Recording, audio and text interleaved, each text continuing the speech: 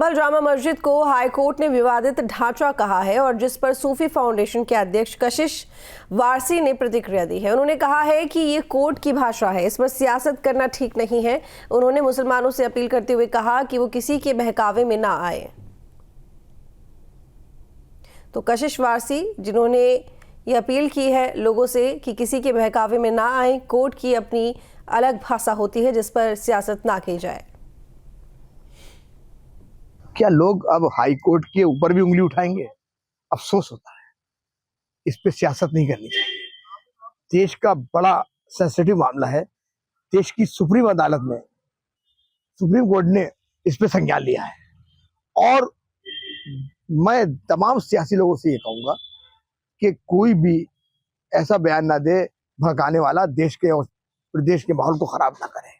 दरअसल कोर्ट की जबान है, जब कहीं पर विवाद हो जाता है तो उसे विवादित स्थल या विवादित ढांचा ही बोला जाता है। तो मुसलमानों से मैं ये अपील करूंगा भारतीय सूफी फाउंडेशन की ओर से कि किसी भी सियासी रहनुमा की भड़कावे में ना आए।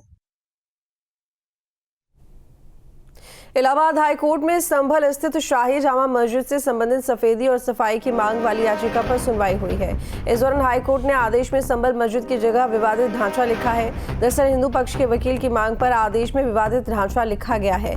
वहीं यूपी सरकार की ओर से पेश महाधिवक्ता ने कोर्ट को बताया है कि कानून व्यवस्था की स्थिति राज्य की ओर से बनाए रखी जा रही है। अब इलाहाबाद हाई कोर्ट मस्जिद कमेटी की अर्जी पर 10 मार्च को सुनवाई करेगा।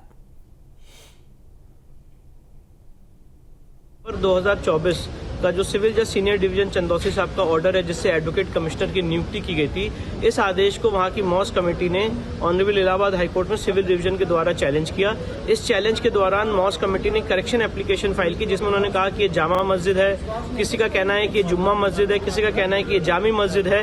तो ये बात आज ऑनरेबल इलाहाबाद हाईकोर्ट के सामने आई थी। उस दौरान हमारे जो सीनियर हरिशंकर जैन साहब उन्होंने पॉइंट आउट किया कि जब तक ये सिविल डिवीजन फाइनली डिसाइड नहीं हो जाता है तब तक ऑनरेबल इलाहाबाद हाईकोर्ट इसे मॉस के रूप में ना प्रयोग करे, उसको डिस्प्यूटेड स्ट्रक्चर के रूप में कहा जाए। और मैं आपको बताना चाहता हूं कि राम मंदिर बाबरी मस्जिद के केस में भी जब वो 70 साल केस चला तो उसको डिस्प्यूटेड स्ट्रक्चर के रूप में ही टर्म किया जाता था।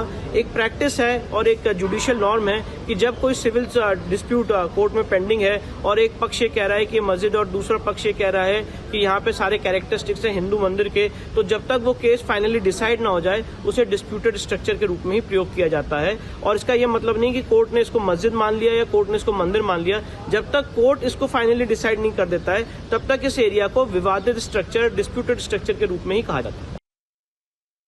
संभल शाही जामा मस्जिद की रंगाई पुताई को लेकर के आज 4 मार्च को हाई कोर्ट में सुनवाई होनी थी और अब 10 मार्च को सुनवाई होगी।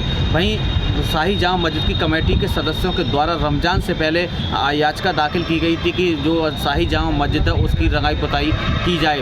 वहीं इसी को लेकर के हाई कोर्ट के आदेश अनुसार ASI 3 सदस्यीय टीम संभल पहुंची और उसका शाही जामा मस्जिद का करीब 1 घंटे से अधिक उसके सर्वे निरीक्षण किया। वहीं फोटोग्राफी भी की गई। वहीं इसी को लेकर के ASI टीम के द्वारा वहाँ पर हाई कोर्ट में रिपोर्ट दाखिल की। आज 4 मार्च तक का समय दिया गया, यानी 4 मार्च को सुनवाई होगी। वहीं इसी को लेकर के आज हाई कोर्ट के निर्देश दिए गए हैं। हाई कोर्ट ने आदेश किया है कि अब 10 मार्च को रंगाई पुताई को लेकर के सुनवाई होगी। तो कहीं ना कहीं देखा जाए जो हिंदू समुदाय के लोग हैं उनका कहना है कि जो शाही जामा मस्जिद है उसको हरिहर मंदिर होने का दावा करते हैं। उनका कहना है अगर मस्जिद की कमेटी के द्वारा रंगाई पुताई की जाती है तो जो मंदिर के साक्ष्य हैं वो मिटाने की बात का आरोप लगा रहे हैं। भाई इसी को लेकर के जो मुस्लिम समुदाय के लोग हैं उनका कहना है, जो मस्जिद कमेटी के सदस्य उनका कहना है कि रमज़ान से पहले हर बार इसी तरीक़ा से रंगाई पुताई की जाती। तो कहीं ना कहीं आज जो हाई कोर्ट ने आदेश किया है वो अब 10 मार्च को सुनवाई होगी। अब देखने वाली बात होगी कि न्यायालय क्या निर्देश करते हैं कि अब रंगाई पुताई होगी